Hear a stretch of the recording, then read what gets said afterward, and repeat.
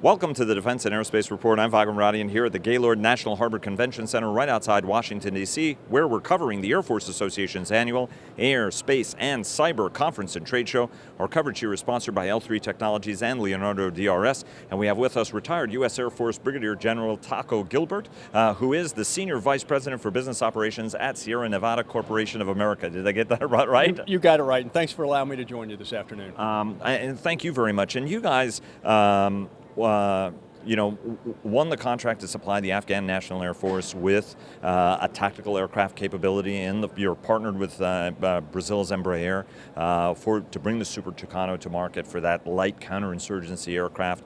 You guys are delivering that. I want to get an update on the program, but you're also one of the competitors, or one of the participants, I should say, in the Air Force's novel OAX program. It's a priority for General Mobile Holmes, who is the commander of the Air Combat Command, to try to investigate the features and the capabilities that would be required in the event the United States Air Force wants to buy a light counterinsurgency aircraft to free up fast movers for other sorts of missions other than the prolonged counterinsurgency campaigns that we believe we're going to be involved in over time. Let's go to the Afghan program. Bring us up to date on what you guys are doing for the Afghan Air Force and where you are on delivering on that program. Well, the Afghan Air Force originally ordered 20 of these aircraft through the U.S. Air Force, and those aircraft have all been delivered to the U.S. Air Force. I think 12 of them right now in country. The rest are headed that direction, but we've retained some for the time being at Moody Air Force Base, where the Afghans are going through both maintenance and flight training. They have done exceptionally well with the aircraft that are there. The aircraft, obviously designed specifically for this mission, employed with 13 other nations across the globe.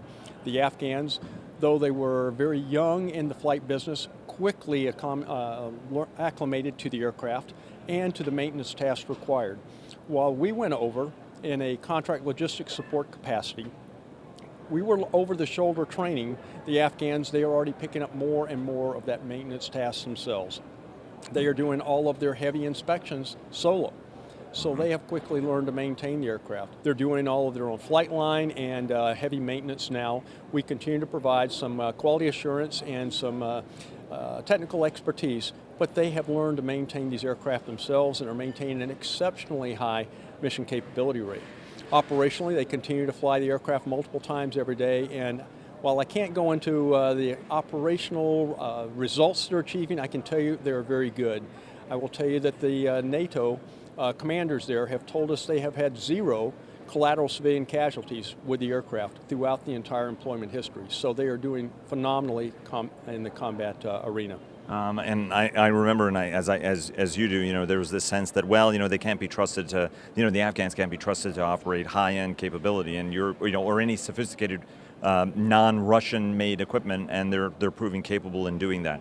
Let's go to the OAX competition, and one of the questions, or the demonstration I should say, one of the questions is whether or not the United States Air Force, especially in some of these counterinsurgency missions, can afford to have a propeller-driven aircraft slower than any of the jet aircraft that we're looking at, that you may not have the forward bases required. What's the case you guys are making? And as a former combat airman, how do you see this fitting into the battle order of the U.S. Air Force? Well, the U.S. Air Force has always argued, give them a mission, don't tell them how to accomplish it, because the airplane is such a versatile tool in the warfighter's toolbox. And in this case, you look at the mission requirement in the counterinsurgency operation. A fast-moving jet has to fly fast to stay airborne, and that gives limited visibility for the pilot to acquire a target, and often in an urban environment or not in a massed formation. You need the time to slow down, the ability to slow down, to locate the target, work with the ground forces, and engage that target. Fast-moving aircraft, quite frankly, does not do that very well. As a result, what the U.S. Air Force has had to do, and I would argue the U.S. government and NATO has had to do, instead, they're moving very fast, so they had to engage with sensors on aircraft and precision munitions. That puts an aircraft that costs between $40,000 and $80,000 an hour to operate, and then you're dropping about a $54,000 weapon to kill a guy on a motorcycle. We're going to lose that war eventually, just economically. So if you can slow down, operate an aircraft at a fraction of that cost, by slowing down, you get to acquire the target. You get to be lower, so you can be more accurate with the weapons, and you don't need a precision munition. So instead of a $54,000 weapon, you're dropping a $500 weapon, and you're saving on both ends of that spectrum. Now you can afford to sustain that. You look at why we build jets. It's because they operate in high threat environments. Generally, these fights are not in high threat environments. You're limited to ground fire, small man-portable missiles at worst. And so a much slower aircraft is still extremely survivable in that arena. It is the right tool for that fight. Further, if you look at the OAX program, the goal is beyond that. The Air Force is facing a fighter pilot shortage. Once they build a fighter pilot, they're facing a training cockpit shortage. The Air Force needs about 300 hours per pilot each year to just have minimal development in their skills. We cannot afford to do that with a high-end fighter that costs $40,000 to $80,000 an hour. Those aircraft also have limited service lives. And if we expend that service life in a training mission, they're not available when the warfighter needs them. So if we can provide that training in an aircraft like the A-29, which does all of the missions that a fighter does, from air to air, air to ground, ISR, reconnaissance, you name it, it can do it. You do it, though, at a fraction of the cost.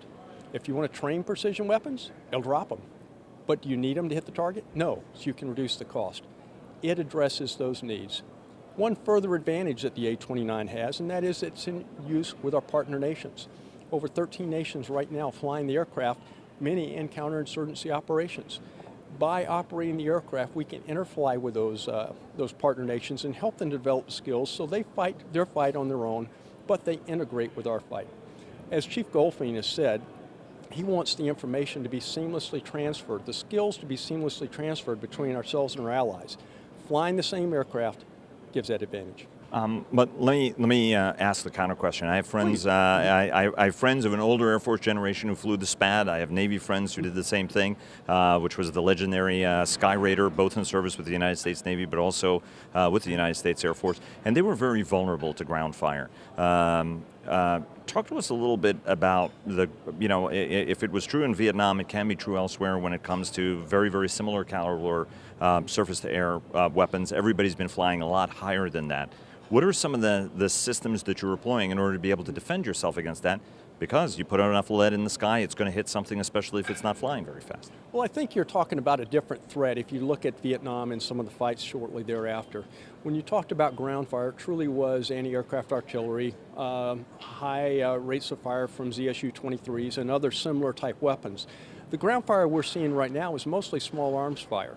AK-47s, that 7.62 and less type caliber rounds. The very man-portable weapon as opposed to? Exactly, as opposed to a vehicle-portable weapon. And in this case, we've up-armored the aircraft against those. So our cockpit and our engine is armored against small arms fire to provide that protection. Further, we put aircraft survivability equipment, chaff flares, on the aircraft, and we're putting missile warning systems on for the U.S. government. So we've increased the survivability by giving increased situational awareness, increased defensive capabilities, and that armor protection for the crews. Two last questions, because I know you're going to want to go. First question is, two-man crew, how are you using the backseater? Well, it depends on what the Air Force wants to do. The aircraft is actually certified and fully operable with a single pilot configuration. So it'll be up to the U.S. Air Force if they want to put a second pilot in the aircraft for pilot development, or if they want to put a weapons systems officer in the back. When we flew at Holloman, when the Air Force flew, they flew with a pilot and a weapons systems officer to augment the crew and to give a different perspective on the aircrew evaluation. Some of the customers want to fly with a single pilot, and this aircraft is fully capable of doing that with a hands-on stick and throttle configuration for all our flight controls. And I lied. I have one intermediate.